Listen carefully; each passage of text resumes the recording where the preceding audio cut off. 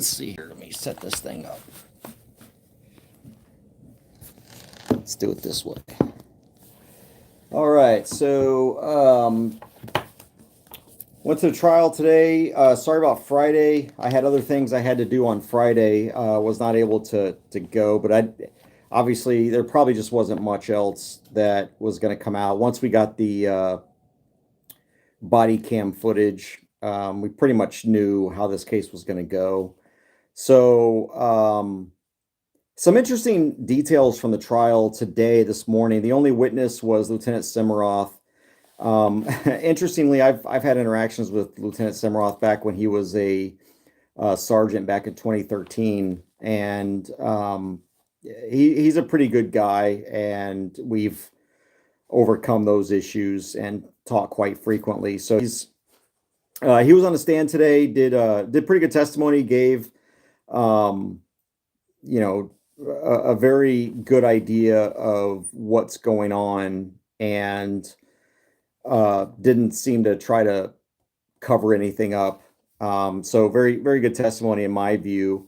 One of the things that he mentioned was that as is supposed to be the policy when you're engaged in a pursuit of somebody that is trying to flee, you're supposed to call that out. And Officer DeCruz, when he decided to start chasing Michael Dean, did not call out that was a pursuit going on to alert other officers. Had DeCruz called out that he was in a pursuit, Lieutenant Cimarron would have come back on the radio and asked, what's the nature of the pursuit? And because he was chasing him, because he was doing allegedly 77 and a 40, in other words, speeding, Lieutenant Simmeroth said that he would have terminated that pursuit because that's not in accordance with their policy to be chasing people down at high rates of speed just because they're speeding. So that's if he had called in that pursuit. And then had DeCruz called it in and Simmeroth said in the pursuit, and DeCruz continued that pursuit, then there would have been consequences for that. Additionally, at one point, DeCruz, when Michael Dean stopped at the intersection of Old 95 and HK Dodge and Loop, or Highway 363 or 190, all those numbers, DeCruz took his cruiser and did what's called a boxing tactic, where he pulled his vehicle up and in front of the suspect's vehicle. This is something, and this is what Lieutenant Simmeroth talked about. This is not something that is trained. This is not something they train to do. As a matter of fact, they train to do the exact opposite. So here you've got DeCruz not only violating policy on doing high-speed pursuits, but now you've got him engaged in tactics that they don't even train on, that aren't trained, when he pulled his vehicle in front. And the reason for that is because, if you're going to stop a suspect and you pull your cruiser in front of that suspect, well, that suspect, what if he was a danger? Now the officer is in danger because he's placed himself right in front in the field view of that suspect. And so they are trained to stop behind the suspect, of course, at a reasonable distance so that they're not right up on him. So they have to cover some distance before they get to the officer if they're going to go after him. And then, of course, at night, Simmeroth described the lights on a vehicle. One of the reasons that they have the lights on top of the vehicle, they have, of course, the red and blue as a notice. And they also have the white lights that are meant to, quote, illuminate the vehicle to mitigate risk to the officer. Well, because of the way that DeCruz positioned his vehicle in front of and slightly perpendicular, the white lights did nothing. And so you've now got DeCruz looking into a dark vehicle at night, not knowing what's going on. Why? Because he did not follow the policy and, all the tools that are available to officers to help to mitigate risk, both to the officer, to the public, and to the suspects. So then there was some discussion about, and this was interesting to me, and he kind of explained it a little bit later, but the defense, one of their arguments was that DeCruz never received any discipline for all these policy violations. So here he is, he's violating the department's policy on high risk chases. He's violating the department's policy on this boxing technique, stopping procedures, phone, radio calls about, if you're in a high speed chase, you're supposed to make a radio call, and never received any violations for that. And what the defense, I think, is trying to show is, oh, look, he didn't do anything wrong, and all of that. At the same time, which was kind of weird by the defense, and keep in mind, I'm a defense, or gonna be a defense attorney, and so I hate necessarily poking holes in the defense, but I think that'll make me a stronger defense attorney. They initially, when the defense took over questioning of Officer Simroth or Lieutenant Simroth, they were trying to say this isn't a case about policy violations. This is a case about homicide. We've got all the, but then they go and say that, oh, but hey, even though he had all these policy violations, he wasn't disciplined for it. Why not? Well, then the state came back and did a decent job of reorienting the jury and the witness. Officer or Lieutenant Simroth said that, well, the only reason he wasn't disciplined, there were several, because Simroth tried to explain to the defense that, because he asked him the question about he wasn't punished for any of these policy violations, right? And Simroth says, well, yes, but, and he starts to explain. He goes, hey, officers, this is a yes or no question. And it's not really a yes or no question. And so thankfully, in redirect, the state came and you wanted to make a clarification about why he wasn't punished for policy violations. Explain why he wasn't punished for policy violations. And the reason was, first of all, that he had resigned shortly after this incident happened. And you can't really discipline somebody in a department that doesn't belong to the department anymore. And second, there was an active and ongoing criminal and civil investigation, and they didn't want to interfere with that. But the main thing being that he was no longer a TPD officer, so there was no reason for they couldn't discipline. You can't discipline someone that doesn't belong to that department. This part of the testimony, at one point, Lieutenant Simroth says that DeCruz, this is a quote, DeCruz is usually calm and in control.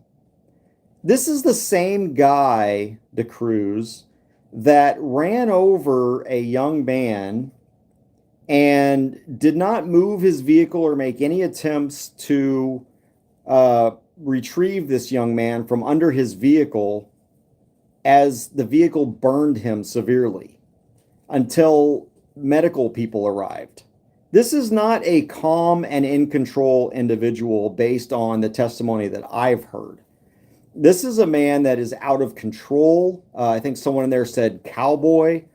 This is a guy who, he might seem calm, but a lot of serial killers seem calm as well. And that doesn't really mean much, that you're calm and in control. It just means that you're an effective thug, is what it means. Let's see. There was an email that was sent out after the incident, what the defense was trying to do. And when I say defense, this is defense of the officer that killed Michael Dean. Trying to say that there was an email that came out about a change of policy, but there was no change in policy, according to testimony. It was just a reiteration of the policy. And so after, of course, what DeCruz did, which was violate policy, the chief sent out another email kind of reminding people, hey, guys, this is our policy. All right. You don't need to be doing any of that. The other part that really bothered me, and again, I have very few, you guys know how I feel about the police, but I have several police that I consider maybe acquaintances, not necessarily friends. I have a couple that are friends. I would consider Simroth kind of between, I guess he's an acquaintance. He's somebody that I feel comfortable talking to. and I think he always gives me the straight scoop on stuff. So he's somebody that I respect. But it did annoy me a little bit that in his report he puts in a statement that the witness said, and this has been sort of a problem throughout this trial with all of these police reports that have come out. They've all shared very positive statements made by witnesses about the officer or officers involved, and every single one of them have neglected statements and actions that did not reflect favorably on the officer. And this was no different because in Simroth's report, he put specifically, quote, one of the witnesses came up and patted him on the back, and I think this was last Thursday or Wednesday's testimony, and said, "It's okay. I saw everything, and you didn't do anything wrong." So that statement was put into the police report, but what wasn't put into the police report, again, and this is from the lieutenant's police report, were DeCruz's statements about I fucked up, I fucked my life, I fucked my family. This isn't the first time. What also wasn't put in the police report was when DeCruz, after he said that, my life is over or whatever, he pulls out his firearm and Lieutenant Simroth tells him to reholster it. This, even if it's not a blatant or even intentional cover-up, just shows the systemic belief that these reports can't include information that are negative to police officers. And that's a problem. That really is a problem because these are very relevant statements made shortly after the killing of another man for what is essentially a speeding violation. And then, so why weren't those other statements inside any of the police reports, including the lieutenant's? And by the way, the lieutenant also at one point removed his firearm and ammunition and gave him a firearm. I guess, I don't know if he gave him his own firearm back or another weapon that was unloaded and no access to ammo. I don't know why you'd give a cop an unloaded weapon and not just take all weapons from them. But because of this fear that DeCruz might hurt himself or others, that's a problem. And that also sort of goes against this statement previously that DeCruz was usually calm and in control. And again, I would posit that no, he wasn't usually calm and in control. I think he's got a history of these things. That's one of the reasons he made that statement to the witness that this isn't the first time I fucked my family or my career. So those were the relevant issues that came out today. There's a lot of standard police stuff that is boring and not really relevant to much of anything. That they did reiterate the policy after this happened, that Chief Floyd Mitchell sent out an email after this happened. Of course, the state brought back, hey, isn't it common that when, an incident happens that they might send out an email reminding officers of the policy? Yeah, it's pretty common. So nothing really there that stuck out. So I had put stars beside DeCruz received no discipline for policy violations. That stuck out, but then later that was explained because initially, the defense didn't want him to explain why there was no discipline because the defense wants it to look as if, see, he didn't do anything wrong. Jury, you need to acquit this guy and let him go. The state was able to come back and rehabilitate the witness and get him to explain what he meant by that statement. And really, it's because DeCruz had resigned at that point. And, it's like if you quit at McDonald's after, you piss in the food or something, and they're doing, they want to discipline you for that by, taking you off the schedule for a week. Well, if you quit, what good does it do taking you off the schedule, suspending you or whatever? So it's the same issue here. I am not feeling super well today, and so I'm not going to be going back this afternoon. I think it's just more of the state's case. Um, Tomorrow, if it's not the end of the state's case tomorrow, um, then it should be the start of the defense tomorrow. So I will be back, and tomorrow going back over there and taking care of seeing what the defense is going to offer to justify or at least excuse the behavior of Officer DeCruz in the killing of Michael Dean. But I believe, based on what are the elements of manslaughter, that the state has done a pretty decent job of at least laying out the elements. And now it's going to be the job of the defense to find some mitigating circumstances or even affirmative defenses to the elements of manslaughter to try and justify what he did. It's going to be a hard sell based on the video, based on everything that happened, and based on DeCruz's own actions, because by positioning his cruiser the way he did, he sort of created the circumstances that were necessary for him to have to start shooting, because he did not have a good grasp or control of the scene when he did not illuminate the vehicle with those white lights. And because of the darkness, he had no idea what was going on inside the cabin, and therefore any moves or gestures or things in a hand would easily cause him to think something other than what was reality. So that's today's update.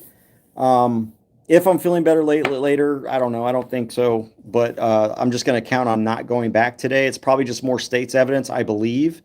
And so either they will start the defense this afternoon, which I think they still have two more witnesses, or they'll start it tomorrow, and I will definitely be back tomorrow. Y'all take care, be safe, be free. Bye.